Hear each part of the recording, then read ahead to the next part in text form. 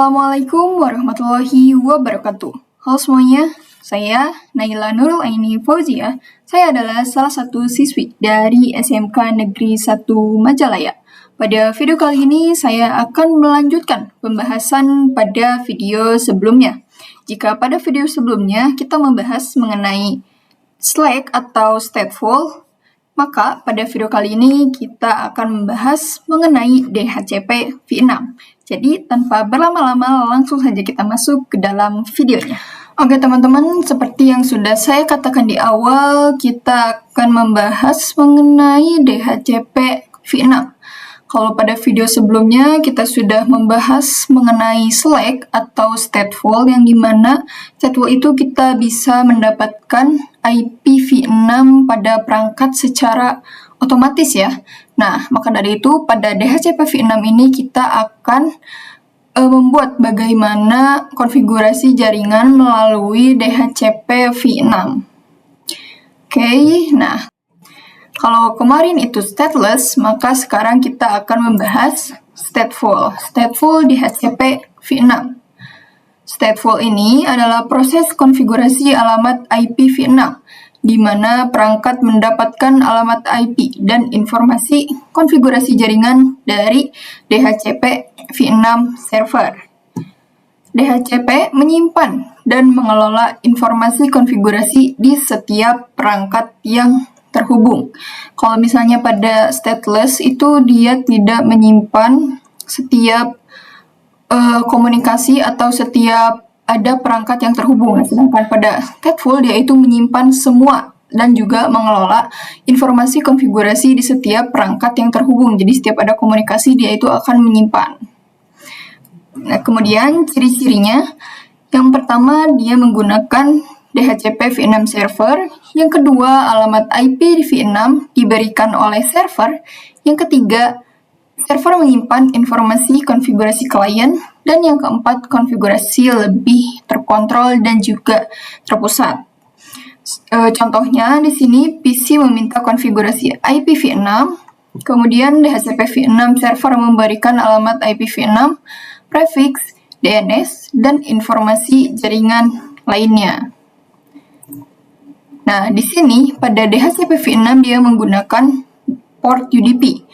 Yang pertama, ketika klien mengirim pesan DHCP V6 ke server itu melalui UDP port 547. Sedangkan ketika server memberikan balasan DHCP V6 kepada klien melalui port UDP 546. Jadi ketika klien ke server itu menggunakan port UDP 547, sedangkan ketika server mengirim atau memberikan balasan ke DHCP V6, server memberikan balasan ke klien itu melalui UDP port 546, teman-teman. Oke, lanjut. Di sini ada langkah dari DHCP V6. Kalau pada stateless kemarin itu hanya ada dua langkahnya, yang pertama yaitu RS dan juga RA, sedangkan pada DHCP V6 ini dia ada 6 langkah. Yang pertama yaitu host mengirim pesan RS atau router solicitation, yaitu untuk meminta informasi konfigurasi dari router. Setelah itu yang kedua, router merespons dengan pesan RA atau router advertisement, yaitu memberikan informasi jaringan dan memberitahu host bahwa DHCP V6 dapat digunakan. Yang ketiga, host mengirim DHCP V6 solicit, yaitu klien mencari DHCP V6 server yang tersedia di jaringan. Yang keempat, DHCP V6 server mengirim advertise, yaitu server menawarkan konfigurasi kepada klien seperti alamat IPv6 dan opsi jaringan. Yang kelima, host mengirim DHCP V6 request, yaitu klien akan meminta konfigurasi dari server yang dipilih. Dan yang terakhir itu DHCP V6 server mengirim reply, yaitu server mengkonfirmasi permintaan dan memberikan konfigurasi IPv6 kepada klien ya teman-teman. Oke, untuk langkah-langkah DHCP V6 ini ada analogi sedikit. bukan analogi tapi topologi sedikit, yaitu yang terdiri dari satu router, satu switch, server, dan juga PC1. Nah, yang pertama, sama seperti pada yang di awal, PC1 akan mencari DHCP v6 server. Fungsinya untuk klien mencari server DHCP yang tersedia. Kemudian, yang kedua, server akan menawarkan konfigurasi IPv6 yang berfungsi server menawarkan konfigurasi IPv6 ke klien. Kemudian yang ketiga, PC1 meminta konfigurasi yang ditawarkan atau klien meminta konfigurasi yang ditawarkan.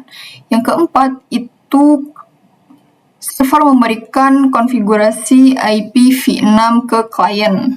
Yang kelima, PC1 meminta meminta informasi tambahan. Untuk informasi tambahan ini opsional seperti DNS dan lain-lain ya. Dan yang terakhir itu server memberikan informasi tambahan, ini juga sama opsional. Nah, di sini untuk langkah 1 sampai 4 itu adalah proses utama DHCP v6. Langkah 5 dan 6 itu bersifat opsional untuk mendapatkan informasi tambahan seperti DNS. Kemudian router berperan sebagai penghubung jaringan saja ya teman-teman. Oke, jadi itu dia untuk konsep dari DHCP v6 atau stateful. Selanjutnya kita akan masuk ke konfigurasian dari aplikasi Cisco Packet Tracer. Oke teman-teman, di sini saya sudah masuk ke dalam aplikasinya, yaitu aplikasi Cisco Packet Tracer. Untuk topologinya di sini saya menggunakan 2 router, 1 switch dan juga 1 PC ya. Nah, pada materi DHCP v6 ini teman-teman bisa konfigurasi DHCP v6 server yang pertama, kemudian yang kedua klien, dan yang ketiga itu relay. Untuk server itu dia penyedia, stateless, dan juga stateful. Kemudian untuk klien dia itu penerima IPv6 tersebut. Nah, sedangkan relay itu hanya sebagai perantara saja antara komunikasi antara server dan juga klien gitu. Oke, jadi di sini saya akan konfigurasi DHCP v6 stateless terlebih dahulu. Sebelum kita ke konfigurasiannya, kita ganti dulu namanya. Untuk router 0 kita ganti jadi server. Untuk router 1 ganti jadi klien. Oke, sekarang kita akan langsung saja ke konfigurasiannya. Untuk konfigurasiannya yang pertama teman-teman masuk ke router server. Masuk ke mode CLI. Nah, di sini kita langsung saja konfigurasi. Di sini node enable, kemudian konfigurasi terminal. Setelah itu kita masuk ke interface G0/0 yang ini teman-teman. G0/0. Kemudian noise shutdown. Kita nyalakan dulu. Setelah itu baru kita masukkan IPv6 address-nya, yaitu 2001 DB8, setelah itu 10.1/64. Oke, kita exit. Nah, di sini kita menambahkan unicast routing terlebih dahulu. Unicast routing. Host IPv6 unicast routing ya.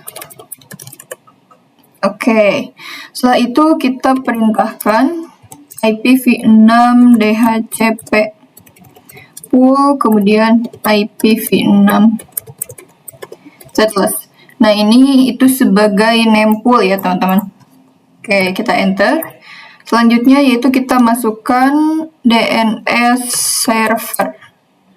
DNS servernya yaitu 2001 DB8 10.254. Sebetulnya bebas ya teman-teman, tapi di sini 254 dulu. Oke, kita enter.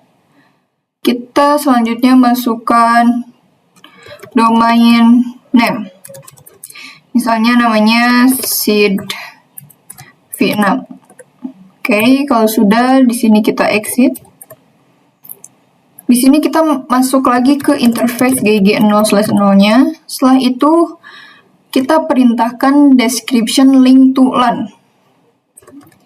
description link to LAN. Nah, fungsinya itu untuk menandakan interface tersebut terhubung ke LAN. Setelah itu IPv6 ND other config flag ya. Oke, nah untuk pada stateless ini kita menggunakan yang O, yaitu other config flag. Kan waktu itu ada 3, itu O, A, sama M. Tapi pada stateless kita menggunakan other config flag. Kita akan mengubah yang tadinya 0 menjadi 1 ya. Oke, kita enter. Kemudian IPv6 DHCP server. Nah, kita masukkan lagi yang IPv6 stateless ini, teman-teman. IPv6 stateless harus sama persis ya. Oke, ini sudah. Sekarang kita akan coba cek show run. Enter. Nah, di sini sudah ada ya, teman-teman. IPv6 DHCP full, IPv6 stateless, kemudian DNS servernya 2001 DB8 10254. Untuk domain name-nya itu seedv6. Sekarang kita akan coba dicek di PC ke mode ini ya, ke desktop IP configuration. Kita coba ke mode automatic. Nah, di sini sudah berhasil ya, teman-teman. IPv6 request successful. DNS servernya juga sudah ada, default gateway ada, IPv6 address-nya sudah otomatis ada ya, teman-teman. Nah, jadi itu dia untuk konfigurasian DHCP-v6 pada stateless. Selanjutnya kita akan konfigurasi klien ya, teman-teman. Oke, langsung saja masuk ke router klien. Kemudian CLI di sini ketikkan no. Enable konfigurasi terminal. Oke, di sini interface g0/0. Kemudian kita no shutdown. Setelah itu IPv6 enable. Kita masukkan IPv6 enable. Kemudian masukkan IPv6 address auto config. Oke, seperti itu saja. Kita coba cek.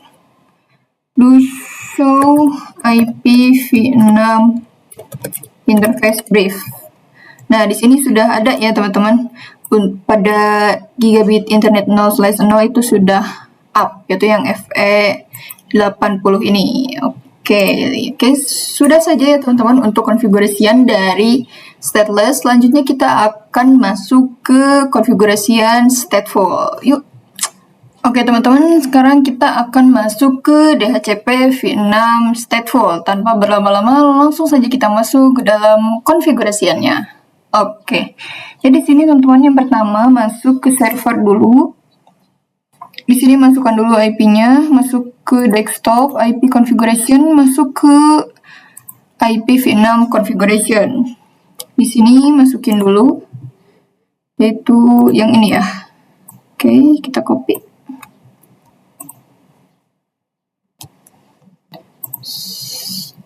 /64.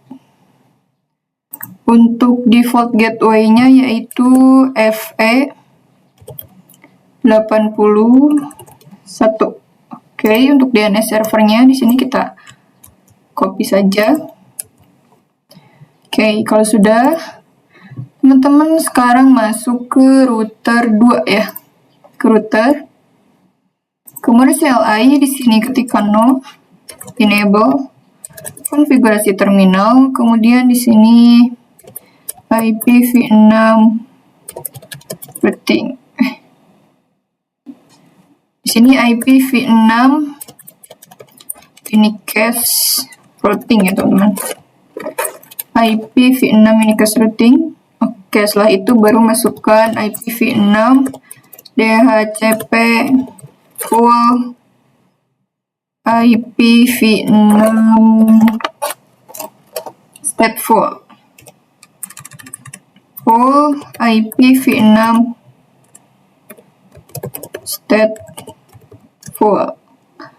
Oke, di sini kita masukkan address prefix, yaitu yang ini ya, teman-teman.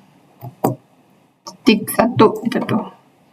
prefix 2001 DB8 2564. Nah, jadi address prefix ini adalah jaringan milik router ya teman-teman. Jadi untuk angka satunya itu tidak ditulis, jadi hanya titik 2 saja 2 kali. Kemudian masukkan slash-nya.